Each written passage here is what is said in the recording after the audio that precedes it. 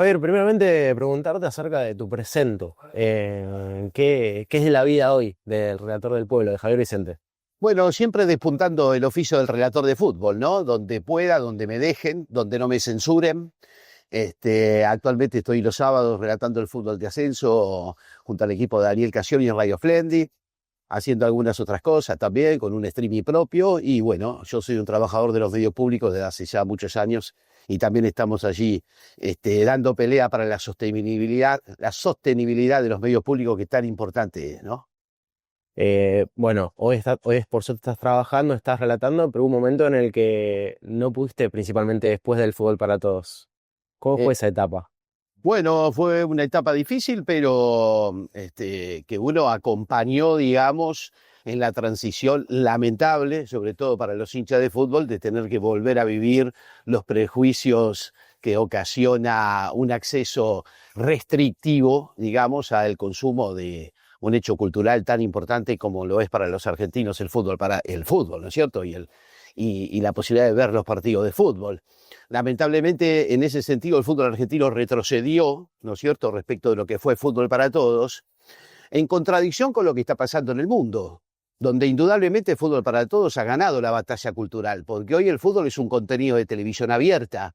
El gran éxito del Mundial de Clubes ha sido la transmisión en televisión abierta, aquí en la Argentina, como en otros países también, porque fue casi que una imposición de la FIFA, la obligatoriedad no solo de que lo transmitan por televisión abierta en los distintos países, sino además el acceso irrestricto a través del streaming. Hoy pudimos ver el Mundial de Clubes, todos los partidos sin ninguna restricción, accediendo a una de las plataformas que auspició y propuso esto. Si bien es cierto, uno puede llegar a indagar acerca de los porqué de esa decisión o de cómo se financió la cosa a través de esta señal vinculada a capitales árabes. Pero bueno, no deja de ser el Estado, en este caso, el Estado árabe saudí, que auspició la televisación gratuita de los estados, de los partidos, como lo hacíamos nosotros en el tiempo de fútbol para todos, ¿no es cierto? Así que yo creo que en ese sentido, lamentablemente el fútbol argentino retrocedió, pero a nivel mundial estamos avanzando hacia un contenido abierto del fútbol, masivo, que es indudablemente lo que el fútbol es, ¿no? La masividad de la cosa. Por eso a mí me parece en ese sentido que Fútbol para Todos ganó la batalla cultural en ese aspecto, ¿no? Y el contrapunto en este caso, el fútbol argentino, donde, bueno, volvimos a pagar para verlo. ¿Qué opinas acerca de eso? Y yo creo que eso le está haciendo mucho daño, lamentablemente, a nuestro fútbol. Este, mm, por supuesto que hoy por hoy tratar de que la gente no tenga acceso a los partidos de fútbol es medio tapar el sol con la mano, ¿no es cierto? Porque si no pagás para ver, lo haces, y los hinchas de fútbol eso lo saben, a través de las mal llamadas páginas piratas y demás, ¿no es cierto? Por eso también a mí me da la sensación de que para el fútbol, este modelo de negocios del pagar para ver, del llamado pay-per-view, ya no le sirve más, al fútbol no le sirve más, a las empresas les servirá, que tienen, digamos, un nicho de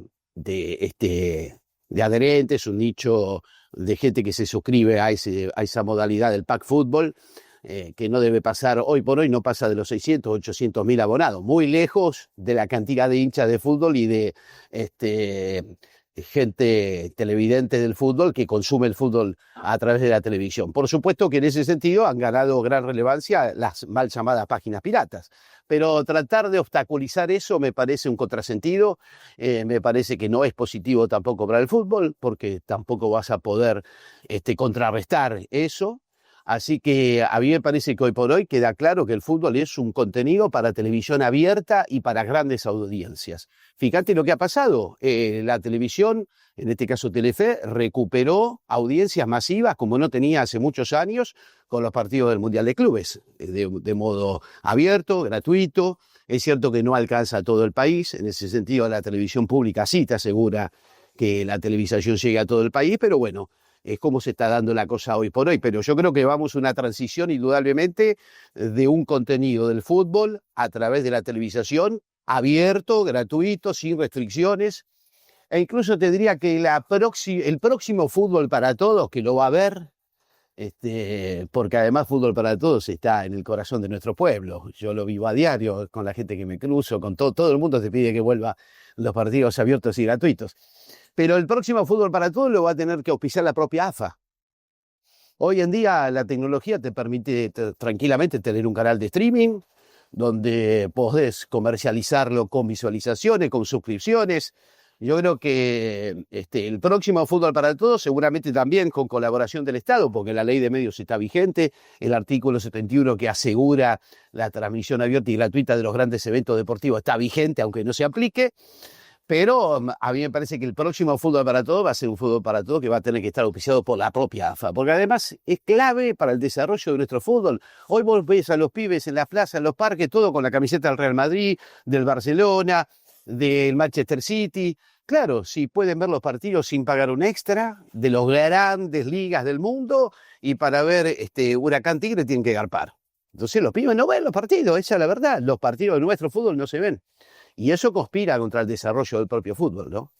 Bien, y que se puedan ver ciertos partidos de manera gratuita, ¿te hace acordar un poco a esa época? Sí, Época de sí, Fútbol sí. para Todos tuya. Y yo creo que eso demuestra que finalmente Fútbol para Todos tenía razón en su propuesta, ¿no? Después, por supuesto, podemos debatir el financiamiento, cómo se desarrolla, y cómo se hace y demás. Pero en ese sentido, evidentemente, el fútbol es un contenido para la televisión abierta. Ya no da más para ser restringido.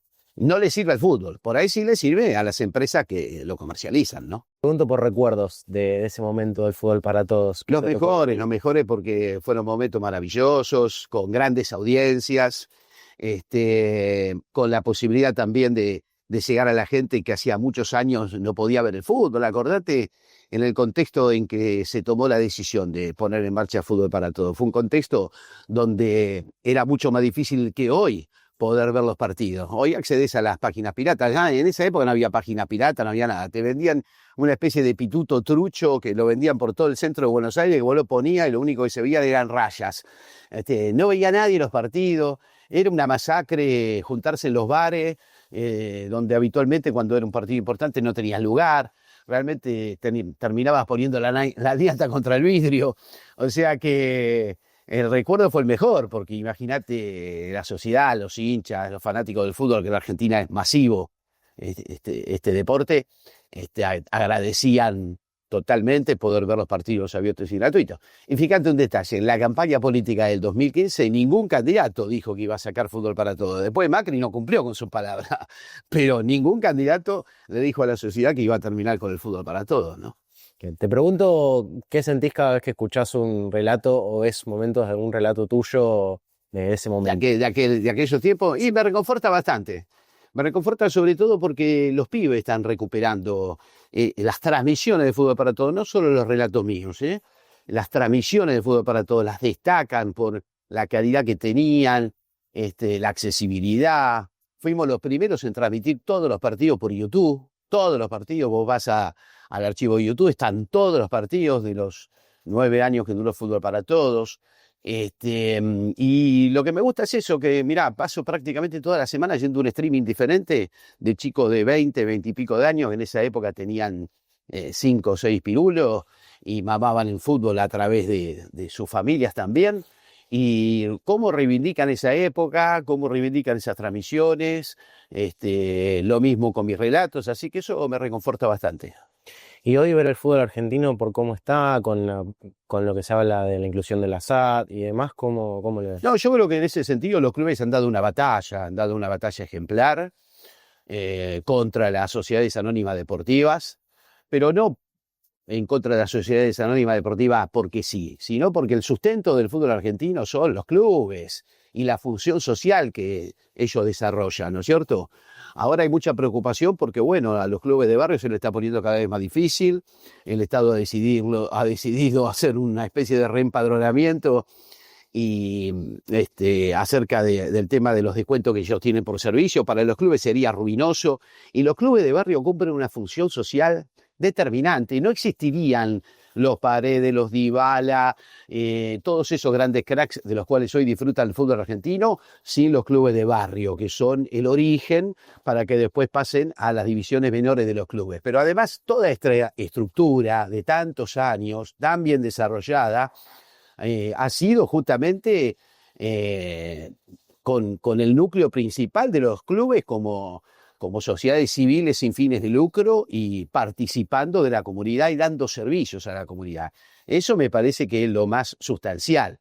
Así que en ese sentido me parece que el fútbol argentino y los clubes han dado una batalla bárbara y lo celebro y lo acompaño, ¿no? Lo acompaño con muchas otras organizaciones como la Unión de Clubes de Barrio o como los hinchas unidos también, ¿no es cierto? Que han dado también la pelea dentro de los clubes, los hinchas a través de las distintas representaciones que tienen dentro de los clubes también han dado la batalla y la siguen dando, porque el negocio está ahí y los pulpos van a seguir cayendo, ¿no es cierto?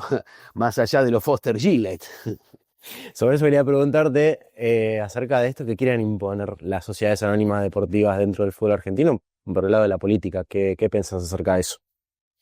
Bueno, puede ser legítimo que alguien quiera impulsar otro tipo de organización en el fútbol argentino. Me parece que va a contramano de lo que el fútbol argentino es.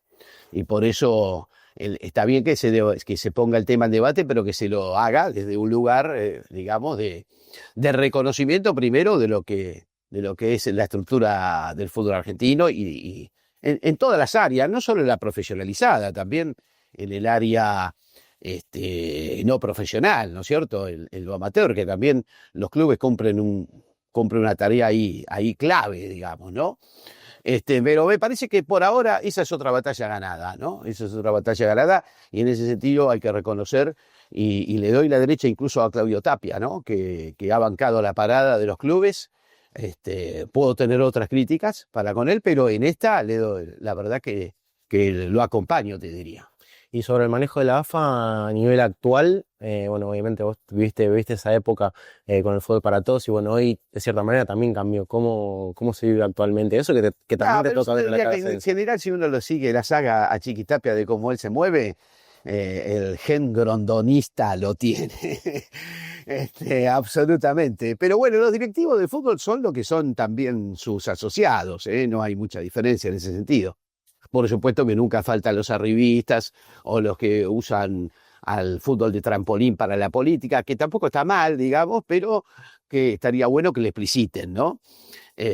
También es cierto que hay muchos dirigentes del fútbol argentino que se han hecho en el fútbol y que después han saltado a la política, y eso también es legítimo, porque manejar una asociación civil puede parangonarse, digamos, a una estructura administrativa de una municipalidad, de una gobernación. Hay clubes que son más importantes que un gobierno provincial, ¿no? Qué sé yo, River, Boca, tienen tanta vida política como tienen una provincia o un municipio grande, digamos, ¿no? El conurbano bonaerense. Pero bueno, yo creo que en ese sentido también es cierto que el fútbol es una escuela de dirigentes, ¿eh? Y uno lo puede reconocer a través de muchos dirigentes que hoy se dedican a la política y se han hecho en la directiva del fútbol. Y respecto de la AFA, bueno, es un mundo muy particular, ¿no? Hay que tratar de entenderlo con la lógica de los intereses que se mueven allí y demás. Ahora, desde el punto de vista del éxito económico, pareciera ser brillante, sobre todo a partir de lo que pasó con la selección. Sería bueno que se vuelque a los clubes. Y para eso es fundamental el tema de la televisación. Para mí, la clave de la próxima gestión de AFA es cómo resuelve el tema de la televisación. Fíjate que ahora está en crisis el contrato que tiene Teis Sport con el ascenso. El ascenso de donde viene Chiquitapia está muy olvidado por la televisión. Debería dársele mucho más predicamento. Y a mí me parece que a partir de ahí puede haber, digamos, una decisión que ponga en marcha una nueva estrategia de televisación del fútbol argentino, pensando en esto que estamos hablando, un contenido masivo y restricto, con la posibilidad que hoy te brinda la tecnología del streaming. La AFA tranquilamente, de hecho tiene su canal la AFA, lo que estaría bueno es que pasen los partidos por ahí, que todos podamos acceder. No sé qué te parece a vos la idea. Sí, comparto plenamente. Claro. ¿Qué está pasando ahora en el Mundial de Clubes? Y sí. Está bien, podemos discutir cuál es el financiamiento, pero esa accesibilidad que hoy tiene el Mundial de Clubes ha sido la clave del éxito. Tenés que ver unos videos de tus relatos y bueno, Dale. reaccionar a cada uno, hablar un poquito de cada uno, de lo que te genere cada uno de los relatos. A ver, vamos. Vamos con el primero. Vamos con el primero. Resulta ser que ahora todos quieren fútbol para todos. Ahora yo me pregunto, ¿qué presidente le va a sacar este derecho adquirido a la gente? Bueno, me equivoqué acá en esta, ¿no? Fueron varios los presidentes que le sacaron el derecho a la gente. Fútbol para todos es la felicidad del pueblo, como la de los hinchas de Boca y River que verán una vez Muy más bueno, hasta no me el acordaba. superclásico abierto y gratuito. Bueno, Sin el oprobio de otros tiempos. Y gratuito, ¿no?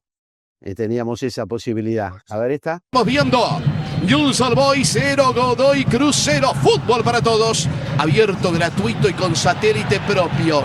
El legado del flaco Néstor a 4 años que nos dejó el flaco. Siempre en el recuerdo para acompañar esta verdadera crispación de multitudes. Bueno, esta quedó muy identificada porque hoy se habla mucho del tema de crispación de multitudes, de crispación, ¿no? Fue una verdadera crispación de multitudes. ¿Vas a volver a pagar para ver? Pensalo bien. Esta quedó muy marcada porque fue en plena campaña electoral y los medios me salieron a dar para que tenga, ¿no? Que yo hacía campaña política en las transmisiones. Pero bueno, no dejó de ser una realidad, ¿no? Porque hubo que volver a pagar para ver. Quilmes 1, Argentinos Juniors 1, glorioso fútbol para todos. Democracia o monopolios, esa es la cuestión. Es la gran disyuntiva de las sociedades democráticas hoy en día, ¿no? ¿Quiénes imponen? Si se pone la democracia o se imponen los monopolios. Lamentablemente cuando se imponen los monopolios, la democracia queda a un costado. Eso es lo que estamos viendo y viviendo, ¿no? Y bueno, yo creo que esa pregunta era clave. Por supuesto que se dio en ese contexto, en el contexto del debate de la ley de medios, y bueno, tuvo muchísima repercusión, a pesar de que parece que fue un partido que no tenía mucha audiencia, y sin embargo sí, quedó marcada a fuego, ¿no? Y me parece que simboliza mucho de lo que pasó con el fútbol para todos y cuál fue el planteo y el programa y en el momento en que se dio. Te pregunto por los actuales relatores, quizás de los más famosos, de los que se ven más hoy por Y al otro día lo charlábamos con un amigo a propósito de un muy lindo relato de gol que hizo Leo Gentili de un gol de Argentina Sí. hace poquito, que tiró poéticamente Los pibes por la liberación. Y yo le decía a este amigo, mira, de alguna manera instalamos un germen ahí en el fútbol para todos con el estilo mío de relato, ¿no es cierto? Hoy en día los veo a los muchachos más decididos a comprometerse, a establecer el lugar desde el cual hablan, a reivindicar sus ideas. Pero no solo lo digo por Leo, también lo digo por aquellos que por eso tienen ideas contrarias a las mías. No sé, hemos escuchado a Hernán Feller reivindicar lo que está pasando en Medio Oriente y al Estado de Israel. Me parece legítimo. Me gustaría también que esté la otra mirada. Lo vemos habitualmente o lo escuchamos a Gaby Anelo reivindicar su militancia en el actual oficialismo. Así que me parece que ahí pusimos como una semillita y que hoy la están recogiendo otros y eso me parece bien. Tampoco es nuevo. Ya lo hizo Luis Elías Ojit en la década del 50. Le costó el exilio, ¿no? Le costó mucho sacrificio. Pero bueno, ahí me parece que eso está bueno. Después, el gusto sobre los relatores, bueno, como todo, ¿no? En botica hay para todos los gustos. A mí particularmente me gustan algún tipo de relatores. Yo en radio me gusta mucho Leo Gentili, lo que está haciendo, me gusta mucho. Víctor Hugo ni hablar, por supuesto. Hay otros colegas que también lo hacen muy bien. En la tele me cuesta más identificarme con algún relator, ¿no? Ya no hay aquellos Marcelos Araujo que reinventaron un poco el lenguaje de la tele. Me parece que el que mejor sigue el juego y el que mejor vista tiene en ese sentido es Mariano Closi, no tengo duda. Bien. De relato, Pero me gustaría que en la tele haya más apertura también, ¿no? Y ese fue uno de los logros de Fútbol para Todos. Nosotros teníamos un equipo de relatores espectacular, que iba desde Viñolo hasta Adrián Di Blasi, el recordado Adrián Di Blasi. Teníamos todas las narrativas, teníamos gente que venía de la onda de torneo, gente que venía de las radios comunitarias, así que me parece que aquel equipo, no sé si se va a poder repetir otra vez, ¿no? Teníamos un equipazo de redactores, de comentaristas, y es otra de las cosas que también reivindican mucho hoy los pibes de aquellas transmisiones, ¿no? La calidad técnica, la calidad periodística que teníamos y el acceso desde ya. Del relato femenino, También me gusta.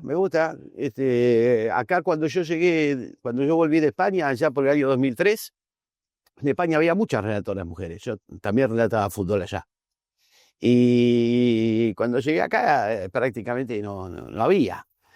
Por supuesto, había algunas chicas que de alguna manera empezaron a marcar un camino, como Vivía Gavila desde el comentario, ¿no? Un poco creo que fue la primer comentarista. También entiendo cuando fue la decisión. Aquella decisión fue de Cristina, de que se incorporaran mujeres a las transmisiones de fútbol para todos. Fue Cristina la que lo pidió. Y bueno, y Viviana, Ángela Lerena y demás. Ahora se da la posibilidad de que tengamos relatoras, ¿no? Hay relatoras. Sí, hay algunas que me gustan más, otras menos, pero me parece buenísimo, buenísimo. Y nada, hay que propender a que haya más todavía, ¿no? ¿En qué aspectos sentís que hoy se puede mejorar o pulir en cuanto sea relatos o sea obviamente al crecimiento del fútbol a nivel general, digamos, a nivel nacional? No, a nivel nacional a mí me parece que en general el periodismo adolece de una falta de formación, ¿eh? Yo vengo de la universidad pública, soy licenciado en comunicación, soy de lo que se llama la primera generación de comunicadores de la UBA, de la primera camada. En general el periodismo deportivo no tiene una buena formación, las escuelas son terciarias, ¿no? Ahí se apuntaló muy bien el tema desde la Universidad de La Plata. Yo soy parte de lo que es la carrera de periodismo deportivo de la Universidad de La Plata, con un seminario de relato que doy allí. Ahí, por suerte, esa tecnicatura logró la posibilidad que además sea gratuita. Fíjate que la mayoría de los establecimientos que enseñan periodismo deportivo son abonados, ¿no? Así que en ese sentido me parece que la Universidad de La Plata hizo punta y eso es muy bueno, y que tenga a nivel universitario, porque a mí me parece que en general los periodistas deportivos les falta formación, ¿no? Eso estaría bueno. Y después esto es un oficio, ¿viste? Se hace haciendo, es lo que yo te digo. Yo aprendí con los que me enseñaron, los tipos de oficio que me enseñaron, como te decía, Humberto Dátola, Jorge Burrich. Trabajé con casi todo, el propio Víctor Hugo. Así que en ese sentido, uno también se va formando en el espejo del otro. Tampoco habría el estilo de relato mío si no hubiese existido antes de Víctor Hugo Morales, eso está claro, ¿no? Él es el más grande, él es el Maradona de los relatores. Y te pregunto, bueno, creo que vamos cerrando, pero esto que hayan crecido mucho los streams y demás, ¿sentís que afecta un poco todo esto del periodismo? No, me parece que es una explosión interesantísima. Me parece que le da mucho lugar a nueva comunicación y nuevos comunicadores. No soy de esos que se aferran, viste, a la tabla de salvación de las viejas tecnologías, para nada. Creo que incluso van a terminar conviviendo. Es cierto que el streaming un poco es devorador de géneros, ¿no? La radio está muy presente ahí. Uh-huh. Así que tampoco es nada nuevo, ya lo hacía Badía en Badía y compañía. A mí me hace acordar mucho a cuando yo empecé en el periodismo, y empecé en el mundo del periodismo en los años 80, en la democracia recuperada, a lo que fue el auge de las radios cooperativas, las radios de frecuencia de FM que tenían alcance limitado, barriales, ¿no es cierto? Hubo toda una explosión en la década del 80 y es la que me permitió a mí, por ejemplo, empezar a relatar, porque claro, en la época que yo empecé en el periodismo, en esa transición que hubo entre la vieja radio de amplitud modulada, las incipientes FM y la aparición de las radios comunitarias, como se las llamó, o radios alternativas, era muy difícil porque había pocas radios y los lugares estaban muy establecidos, ¿viste? Y empezar a relatar en alguna transmisión de fútbol era difícil. Yo empecé en la transmisión de fútbol de Radio Splendid en el año 83 y claro, estaban los mejores relatores, que yo estaba Ricardo Podestá, había tantos grandes relatores de esa época y era difícil que te dieran lugar para relatar, ¿viste? Empecé de abajo. Las radios comunitarias fue como que se amplió el espectro de pronto y empezamos a tener más lugares para laburar, para desarrollar nuestras inquietudes, en mi caso para relatar, que yo tenía ganas de relatar y no tenía dónde y no tenía cómo, y empecé haciendo campañas de equipos en las radios comunitarias, hice 10 años la campaña de Banfield, hice campaña de Temperley, de Los Andes, de Vélez, y bueno, eso es lo que me permitieron las radios comunitarias en aquella época, se amplió mucho el espectro. Y bueno, a mí me parece que es similar el proceso. Por supuesto que la tecnología tiene sus particularidades, ¿no? Y ahora vivimos como una explosión de streamings. También entiendo que esto es como los parripollos en los 90, ¿no? Surgen los streaming por todo lado y después van quedando un poco los mejores, ¿no? Pero bueno, también eso pone un poco en crisis el modelo. Esperemos que desde lo gremial se pueda también plantear, digamos, una solución al tema de el trabajo precario y todo eso que lamentablemente también condiciona mucho al oficio del periodista. ¿Qué sentís cuando te invitan a algún programa o a ser parte o bueno, contar un poco también? No, y eso es lo que te decía, me reconforta mucho, me reivindica mucho también lo que hicimos, eso es bueno. Así que no, en ese sentido, y bueno, todo lo que pasó, por ejemplo, el año pasado, con Luquita Rodríguez, toda la movida que se hizo con el partido que se hizo allí en el predio de AFA, también, un poco también voy conociendo ese mundo, yo no lo conocía. Vengo más de la radio y de la televisión, digamos, a la lógica. Y bueno, todo eso me permitió a partir del año pasado y a partir de toda esa recuperación de aquellos relatos que se empezó a dar en las redes sociales con algunos influencers, después la participación en el programa de Luquita Rodríguez, haber relatado ese partido y demás, me permitió empezar a incursionar en este mundo del streaming que yo no lo tenía tan manchado, ¿no? Y que me parece fantástico. También me gusta mucho el desarrollo que está haciendo Azaro con su canal, donde me han invitado varias veces a varios programas. Me gustan los programas, me gustan los chicos que lo hacen. Me parece que la apuesta de Flavio es buenísima. Así que no, voy bien. Me voy entendiendo bien con el mundo del streaming. Javier, te pregunto por este presente del país en general. No, por supuesto, no me gusta. La estamos pasando mal, los laburantes la estamos pasando mal. Pero bueno, también es cierto que uno podía esperar algo de esto. Yo creo que en ese sentido nosotros, desde el peronismo, yo soy un militante del peronismo de toda la vida, lo que tenemos que hacer es reivindicar nuestra relación con la sociedad a partir de al mismo tiempo realzar lo que fue la década ganada. Nosotros tenemos que volver a sostener en alto los logros de lo que se llamó la década ganada. Al peronismo, después del golpe del 55, lo que le permitió sobrellevar los 18 años de proscripción, de resistencia frente a las distintas dictaduras, y todo lo que pasó en esos 18 años fue la narrativa de las realizaciones de aquel gobierno de Perón, ¿no? Del 45 al 55. Y yo creo que tenemos que hacer lo mismo ahora, de cara a la sociedad, como alternativa a lo que estamos viviendo, volver a proponerles que es posible vivir en un país similar a aquel, con las realizaciones que se hicieron en aquel. Entre ellas, el fútbol para todos, no te quepa la menor duda. ¿Y el peronismo actualmente cómo lo ves? Lo veo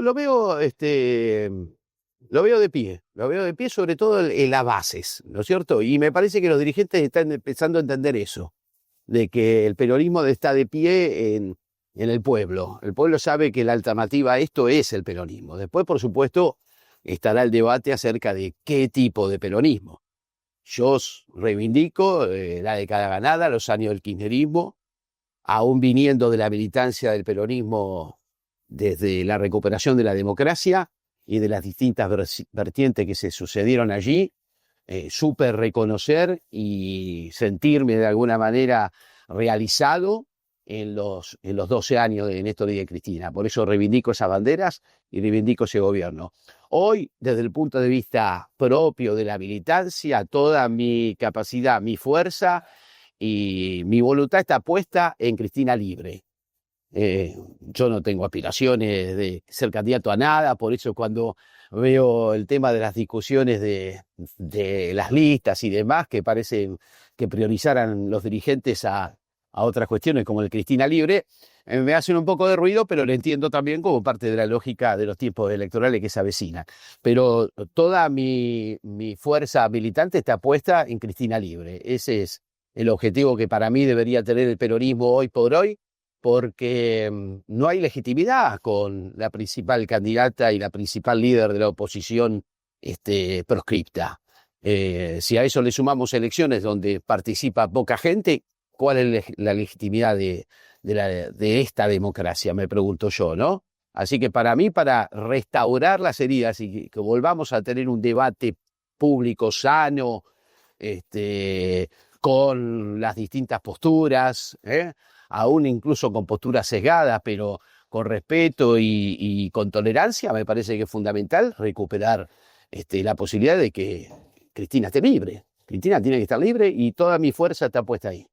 ¿Qué significan Néstor y Cristina en tu vida? Bueno, sí, significan mucho, sin lugar a dudas, pero es un poco lo que te digo. Con Néstor y con Cristina sentí que aquel país que yo pensaba que era posible y que no lo viví, porque no viví el peronismo, porque voy a cumplir 60 pirulos y soy un hijo de la dictadura, crecí en la dictadura, pero allí me formé políticamente a propósito de quienes te contaban la narrativa de los años del peronismo y de las realizaciones del peronismo. Entonces, cuando llegaron Néstor y Cristina, y que yo ni siquiera los conocía, no conocía a Néstor, incluso cuando Néstor llegó a la presidencia, yo vivía en España. Y bueno, ahí sentí que había un proyecto posible, que de alguna manera se identificaba con mis ideales, que era posible vivir en un país para todos, y de alguna manera me sentí, digamos, cumplido en ese sentido, ¿no? Por eso la adhesión, en este caso, ¿no es cierto?, a los años de Néstor y de Cristina, y a Cristina sobre todo. Bien, te pregunto por tu militancia y una foto que te tiene La foto de Pato Bullrich. Exactamente. Es una foto que repercutió mucho en las redes sociales. Bueno, eso demuestra que cuando uno habla de la militancia política, casi que al mismo tiempo del desarrollo de una profesión, en este caso el oficio de relator de fútbol, ¿no?, que me lo enseñaron tantos grandes. Aprendí con los grandes, yo aprendí con Humberto Dátola, con Jorge Bullrich, trabajé con todos ellos, con Horacio Iranieto, un gran productor, acá más cerca con Víctor Hugo y tantos grandes. Al mismo tiempo yo desarrollé una militancia toda mi vida y eso lo demuestra, ¿no? Era secretario general de la UES Capital en el año 83, yo representaba a las escuelas técnicas y esa foto fue a propósito de una juntada de juventudes peronistas. Bueno, Patricia Bullrich en aquella época militaba en la juventud peronista. ¿Y hoy? ¿Cómo la ves a la actual ministra? No tengo una organicidad, digamos, dentro de la militancia del peronismo / kirchnerismo. Un poco me siento parte de todas las tribus. Sí remito, digamos, a una estructura que es la del deporte con Cristina, que hemos armado un grupo de gente vinculada al deporte, tanto en lo social como en lo que hace al funcionariado también, en algunas provincias o distritos municipales, quienes de alguna manera también ejercemos o nos vinculamos al deporte desde el periodismo. Hemos armado ahí una agrupación del deporte con Cristina, con mucha gente linda, con Claudio Morresi como uno de los referentes, con John Uriarte también. Así que bueno, un poco la organicidad pasa por ahí, pero la verdad yo me siento como parte de todas las tribus, me reconozco con todas las tribus. Y no tengo nada para reprocharle a ninguna. Y esa compañera que veías, como digo, Patricia Bullrich en su momento, y hoy, ¿cómo la ves? ¿Qué pensás de ese cambio? No pienso nada. No pienso nada. Qué sé yo. En ese momento, digamos, ella militaba en el peronismo y y formábamos parte de una misma organización. Hoy en día, bueno, pero ha pasado con tantos en la Argentina, ¿no? Que empezaron por izquierda y terminaron bien por derecha, no solo en Argentina, en el mundo. Ujú. Así que me parece como una muestra más en ese sentido, ¿no? Javi, por último, dos palabras o como vos lo puedas definir o quieras definir al presidente de la nación. No, preferiría no definirlo, que lo definan otros. Yo reivindico lo nuestro. Reivindico los 10 años de la década ganada y creo que reivindicar lo que hicimos, entre otras cosas, ley de medios, fútbol para todos, como te decía, hoy Fútbol para Todos ganó la batalla cultural finalmente, los hechos nos dieron la razón y me parece que reivindicando los 10 años de los 12 años de la década ganada y todo lo que se hizo en aquel entonces, es de donde vamos a lograr recuperar nuestra relación con una parte importante de la comunidad que le está dando la espalda al peronismo y poder volver a generar un proyecto de mayoría para volver al gobierno y hacer la felicidad del pueblo y la grandeza de la nación, que ese es nuestro objetivo, ¿no?